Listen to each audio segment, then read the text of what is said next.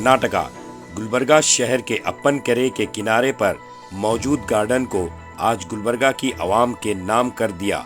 इस गार्डन की इफ्तिताई तकरीब में रियासती विज़रा हेल्थ मिनिस्टर दिनेश गुंडूराव, पंचायत राज ITBT minister Priyank Kharge, Gulbarga south MLA Allam प्रभु पाटिल, गुलबर्गा डिप्टी कमिश्नर फौजिया तरन्नुम साहिबा, KKRDB चेयरमैन डॉक्टर अजय धर्म सिंह के हाथों रिबन काटकर इफ्तिताह अमल में आया। गुलबर्गा की आवाम के लिए ये एक खुश आइंदा बात है कि वीकेंड में तफरीह के लिए एक अच्छा मुकाम मिल गया।